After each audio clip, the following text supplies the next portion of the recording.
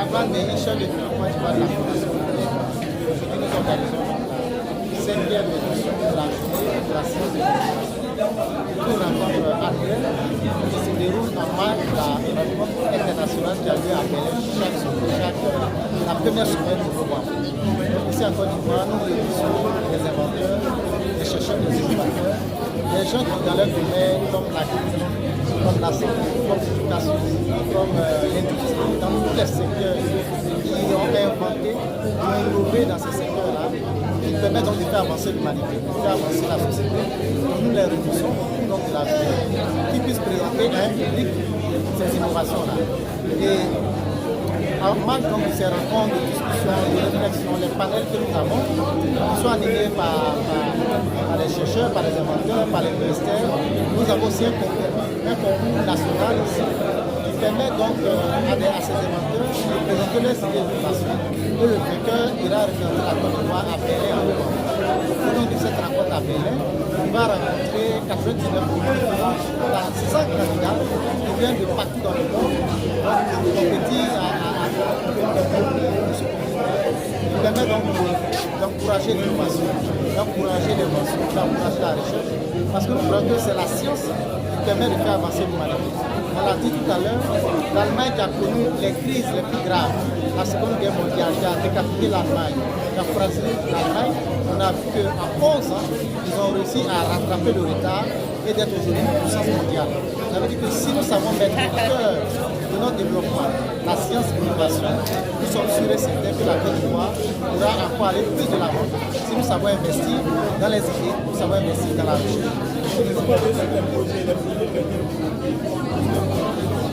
Alors, nous avons reçu au total 45 innovations, 45 idées de recherche, et nous avons sélectionné 26 qui ont bénéficié d'un programme de formation de 2 jours. Le thème de ce programme de formation, 20 projets ont été réalisés. Nous avons des idées comme une batterie biologique, une batterie qui pourrait remplacer donc, la batterie de lithium que nous avons dans les véhicules, qui est une innovation qui n'a pas été encore trouvée dans aucun pays dans le monde. Nous l'avons ici en Côte d'Ivoire. Nous avons des idées comme de fabriquer des briques à partir donc, de matières plastiques qui peuvent remplacer les briques à base de ciment et de sable. Nous avons des innovations comme des lampes qui permettent donc d'alimenter les serres, qui permettent la production agricole. Nous avons des solutions qui permettent par exemple d'avoir de l'engrais biologique. De l'engrais biologique qui remplace les engrais chimiques qui créent aussi beaucoup de maladies, beaucoup de cancers. Nous avons des solutions comme les pharmacies mobiles qui permettent à les élus de pouvoir commander à distance parce que les pharmacies, au lieu que les week-ends, il faut marcher sur des kilomètres, trouver un véhicule pour aller trouver dans la rue une pharmacie. Nous avons là l'occasion de nous rapprocher davantage des populations. Nous avons des solutions comme ça qui permettent de géolocaliser les postes de sang. Aujourd'hui, si quelqu'un a besoin de transfusion sanguine, il faut parcourir des centres de santé et souvent on n'en trouve pas. Alors qu'il y a certains endroits où on peut trouver tout ça. Donc, dans le système digital, on peut géolocaliser à l'instant T pour trouver tout ça, qui permet donc de sauver les discussions. Donc, autant de solutions sont proposées donc le thème de cette année, c'est femmes, sciences et innovation.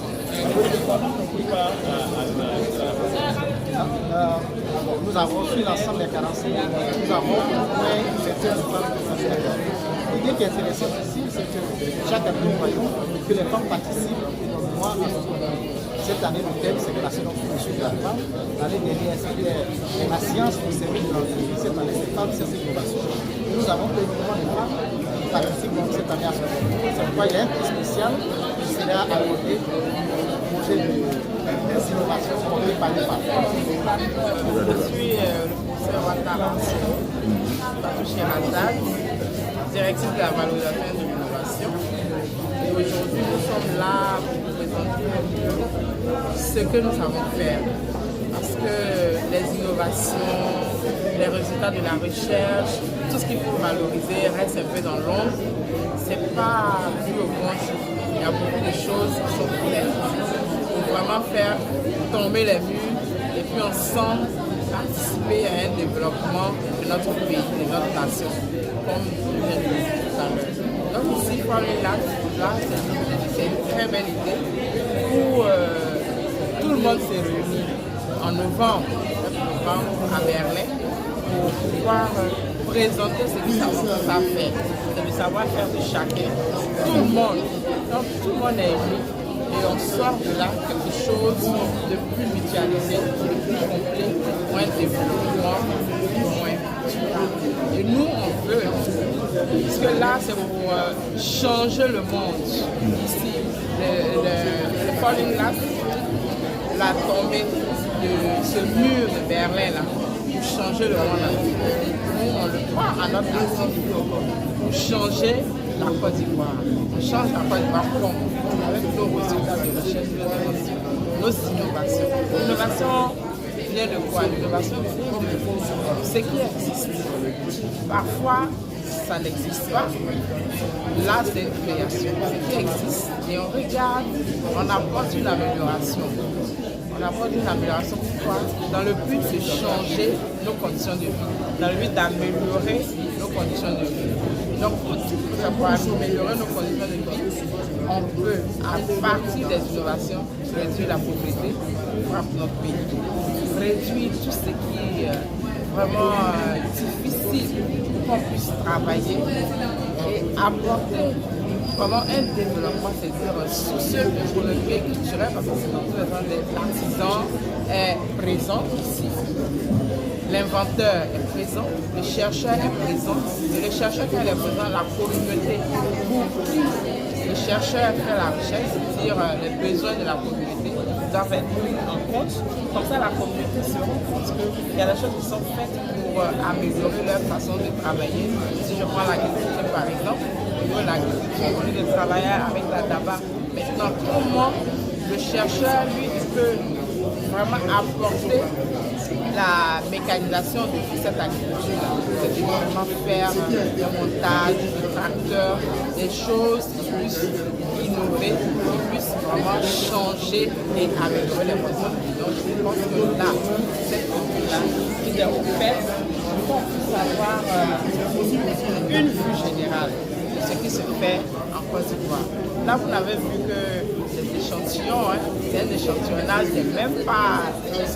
Quand je regarde, les chercheurs ne sont pas réunis ici. Ce sont les inventeurs qui sont là. Vous voyez déjà l'exemple que le chef de la fondation a donné, où on va faire du carburant avec des bouches, vous comprenez? Et on utilise aussi les déchets de l'agriculture pour faire des briques. Donc dans la construction, dans l'architecture, tout ça, tout ce qui est déchets, on peut l'utiliser pour vraiment améliorer nos conditions de vie. Et ça aussi, ça permet d'entretenir notre environnement, d'avoir un environnement sain. On utilise ces déchets au lieu de les déverser partout, qui entraînent souvent des maladies. C'est même pas souvent, la plupart du temps, vous avez des maladies causées par nous-mêmes, des déchets que nous produisons. Et si ces déchets peuvent être utilisés pour apporter quelque chose de plus, moi je pense que c'est vraiment nécessaire pour que nous soyons là.